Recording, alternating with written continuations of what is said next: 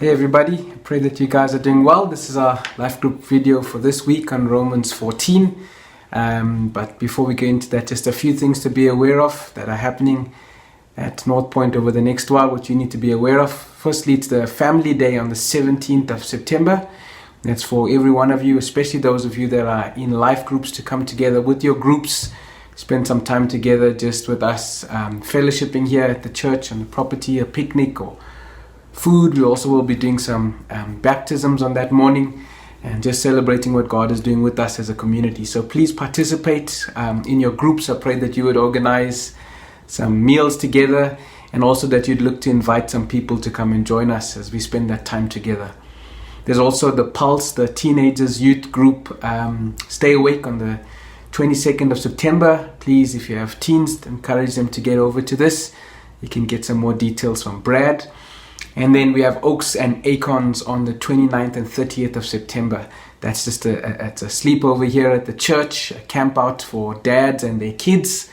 You can get all the details as well for that, but we'd love for dads to take the time to spend with their kids. There's wonderful opportunities to just be ministered to, but also to have fun with our children. What a joy it is to have kids. So I encourage you to register for this, and even if you are a single mom, please, you also can register, and there'll be some dads who would be willing to adopt your kids for that time. So pray that you would register for that and come and join us for these things. But what we want to do now is if you can just take the time to pause this video and read the whole of Romans 14 verses 1 to 23.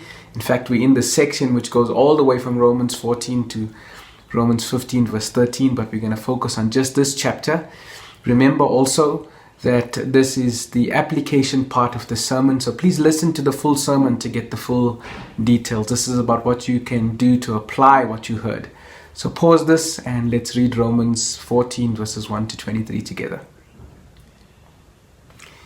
Now that you've done that, you'll see that the main thing that Paul is trying to communicate to us here is that in the context of the church, we get to show love by accepting other believers who differ with us on disputable matters for their good and for the unity of the church. So we're being encouraged to show love by accepting other believers who differ with us on disputable matters for their good and the unity of the church. Now, this is an important thing because one of the ways we get to demonstrate love to one another in the church, and this is with other believers, is by extending grace to them, especially on these things of disputable matters. And it's important to understand what disputable matters are.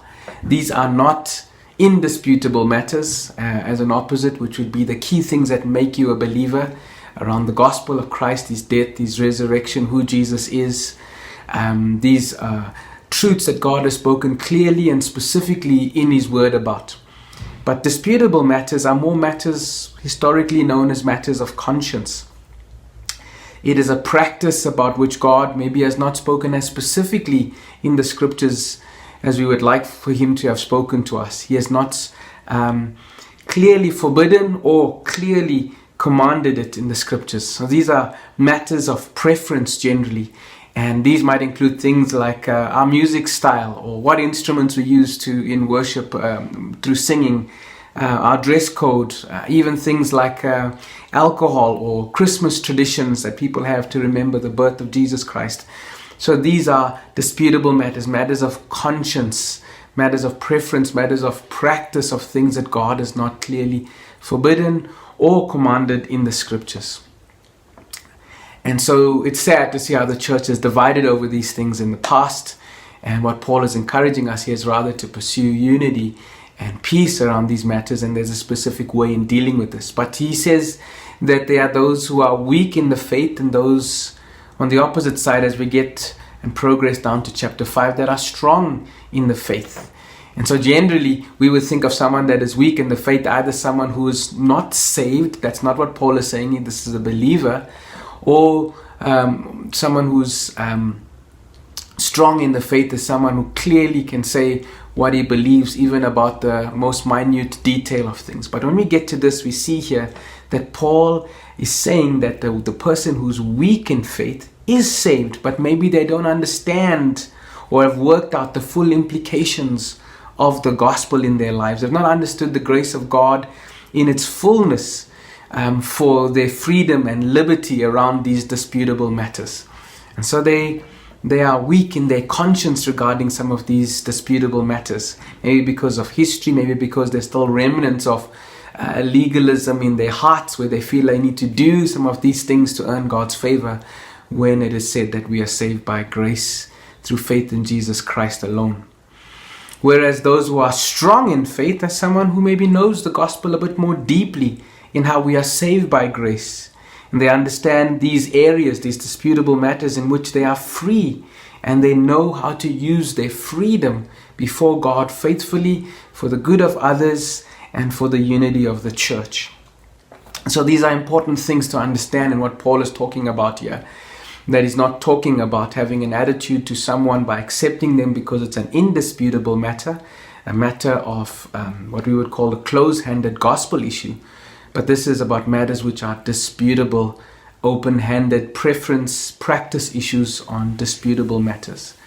So here's some questions for us to consider in the group, and we'll build this on over the next weeks because we will preach this in parts. But maybe 4 things to consider for you guys in your group discussions this week. Firstly, are you a type of person who sees everything as either disputable or nothing as disputable? Because we do find these 2 categories of people who either everything is disputable, and so they would even take close-handed issues and say, well, that's just disputable. Or are you those who thinks that nothing is disputable? Which category do you fit into? Are you a person who sees everything as disputable, or nothing as disputable, or some things as disputable? Secondly, what is one disputable matter that you struggle with at North Point? What is one disputable matter that you struggle with at North Point? The third question to consider then is, in that matter, do you see yourself as weak in the faith, or do you see yourself as someone who's strong in the faith? Do you see yourself as weak in the faith regarding that issue, or strong in the faith? And then lastly, how will you pursue peace and mutual upbuilding with others in this matter at North Point? How will you pursue peace and mutual upbuilding with others at North Point in this matter? Thank you for that. I pray that your discussions are fruitful and would lead to greater unity and grace for one another here at North Point. God bless you guys.